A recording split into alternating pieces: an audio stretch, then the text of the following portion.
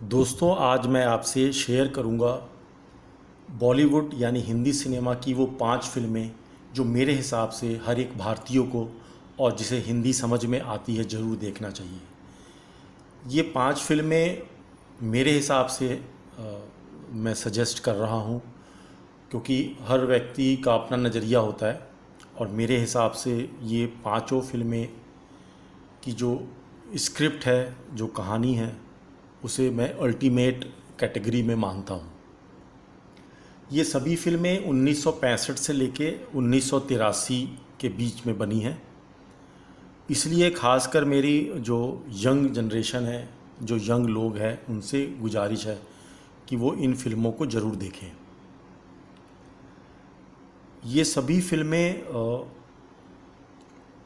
मेरे हिसाब से फ़िलॉसॉफ़िकल हैं। इनमें सिंबॉलिज़्म दिखाया गया है और इन सभी की कहानियाँ आखिर में जाके आपको ना केवल विचलित करेंगी बल्कि बहुत कुछ जीवन के बारे में समझाएंगी भी और आपको सोचने को मजबूर भी करेंगी। इन फिल्मों को मैं उल्टे क्रम से बताऊंगा। पहले जो मेरे हिसाब से 5वें नंबर पे है, फिर चौथे।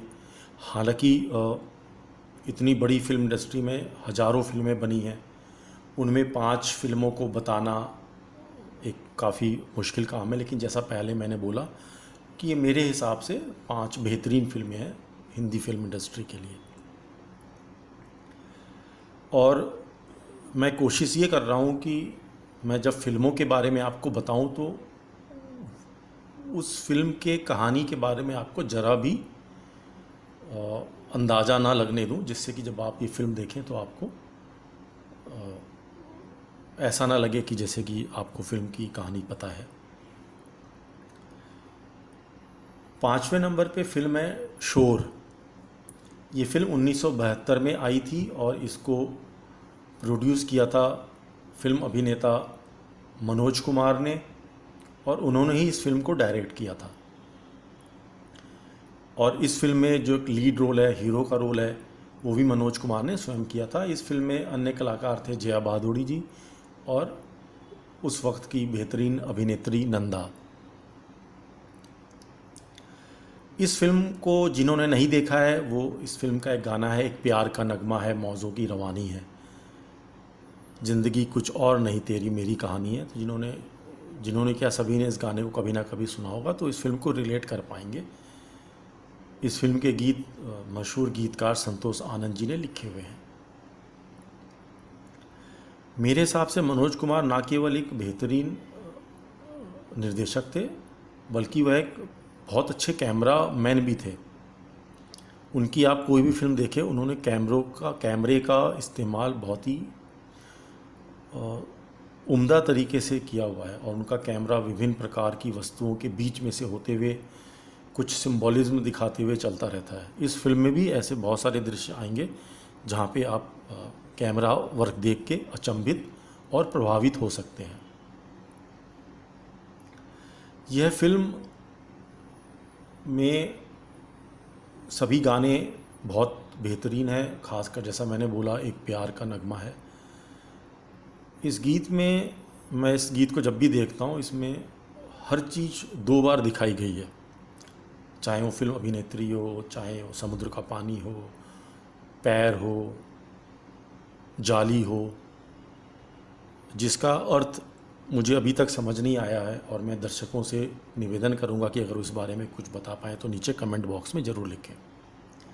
इसके अलावा मैं ये भी कहना चाहूँगा कि मेरे हिसाब से 5 उम्दा फिल्में हैं जिसे ज़रूर देखना चाहिए। अगर आपके हिसाब से लगता है कि आपकी फिल्में कुछ इससे अलग हैं तो आप वो भी कमेंट बॉक्स में शेयर कर सकते हैं, जिससे कि दर्शकों को उन फिल्मों को भी जानने का मौका लगे।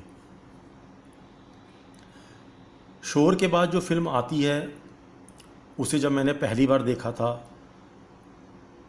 तो देखने के बाद मुझे याद है कि मैं 2 दिन तक विचलित रहा। इस फिल्म का नाम है सदमा। यह फिल्म 1983 में रिलीज़ हुई थी और यह फिल्म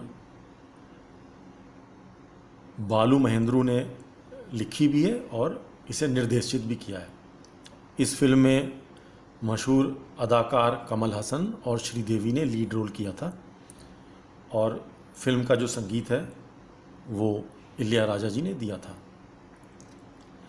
यह फिल्म हालांकि कमर्शियल रूप में फ्लॉप हो गई थी, लेकिन गत वर्षों में इस फिल्म ने एक कल्ट स्टेटस हासिल कर लिया है और ये हिंदी फिल्म इतिहास की, ना केवल हिंदी बल्कि भारतीय फिल्म इतिहास की एक बेहतरीन फिल्मों में से मानी जाती है।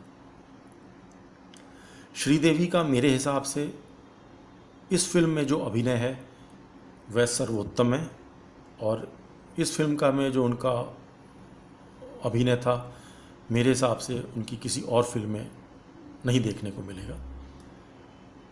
फिल्म की कहानी बहुत ही ट्रेजिक है और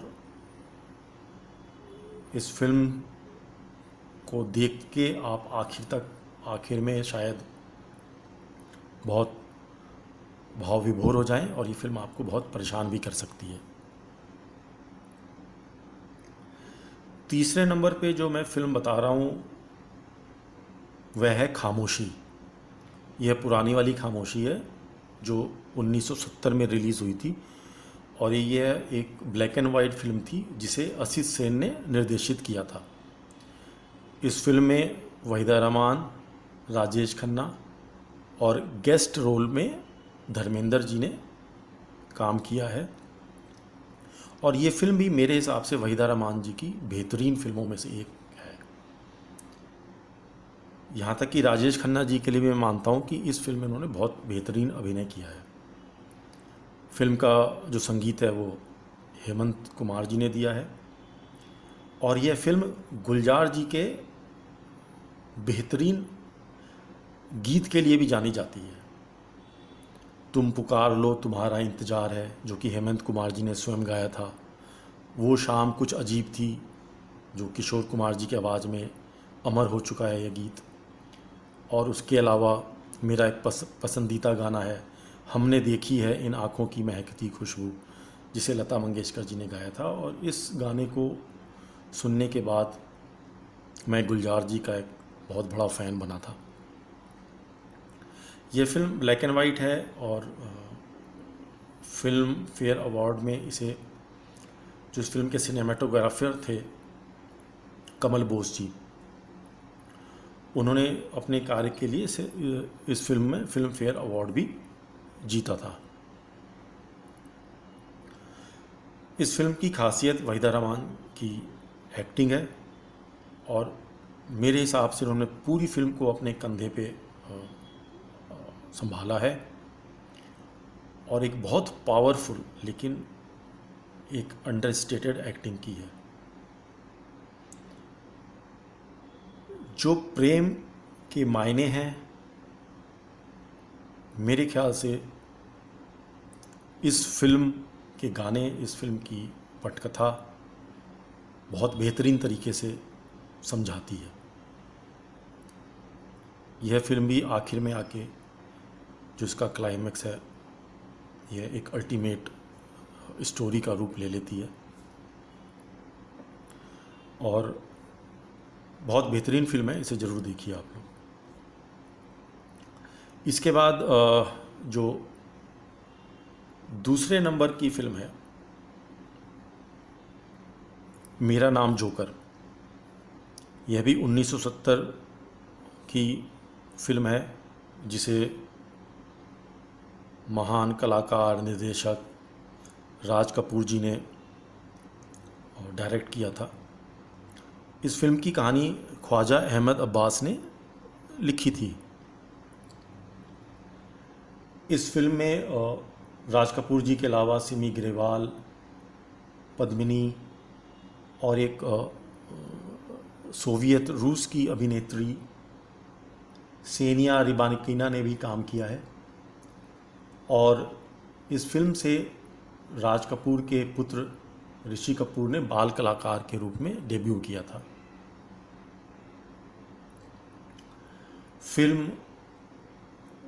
यह फिल्म भी जब आई थी तो बुरी तरह फ्लॉप हुई थी, लेकिन आने वाले समय में यह फिल्म भी एक कल्ट क्लासिक का रूप ले चुकी है और इसे राजकुमार स्वयं अपने बेहतरीन फिल्मों में से एक मानते थे।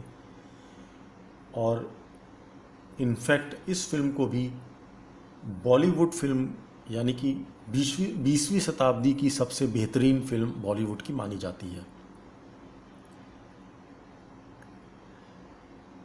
यह फिल्म मैंने कई बार देखी है और मैं इसे जब भी देखता हूँ उसमें हर बार मुझे कुछ ऐसा एक नया मिल जाता है। एक गोष्ठी में, एक सभा में मैंने ये बोल दिया था कि शायद यह फिल्म हिंदी फिल्मों की गीता है, जो जीवन के दर्शन को बहुत ही इस फिल्म में बहुत साधारण तरीके से लेकिन बहुत प्रभावी रूप में प्रस्तुत करती है।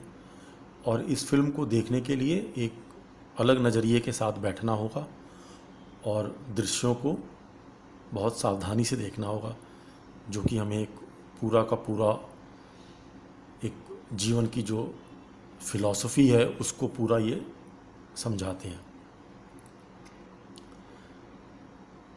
और मेरे हिसाब से ये भारतीय इतिहास की एक बहुत बेहतरीन फिल्मों में से एक है।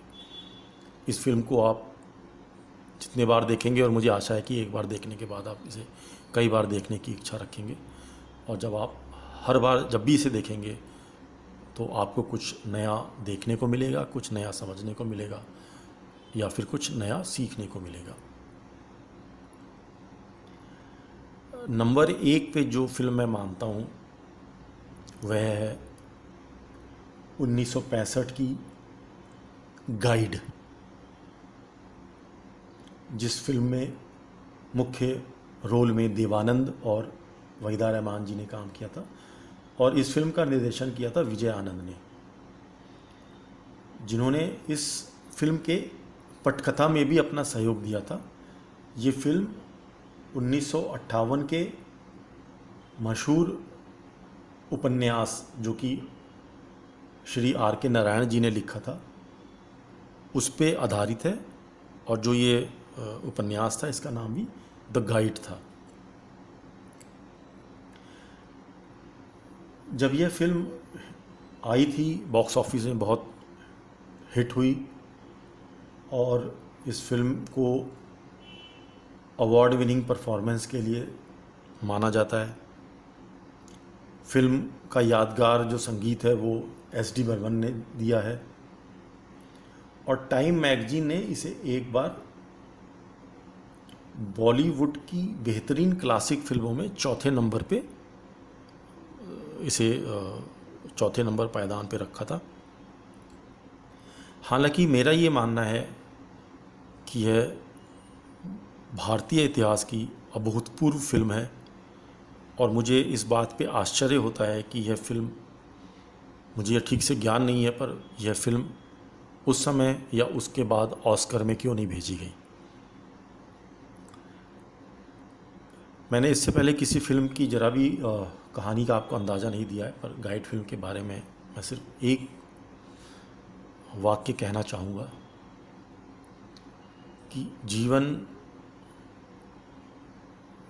हमारा व्यक्तित्व और हमारा जो एक जीवन का खंड होता है, विभिन्न काल होता है, हम कब किससे मिले और हम क्या से क्या हो जाएं, इस विषय को यह फिल्म बहुत अच्छे तरीके से बताती है।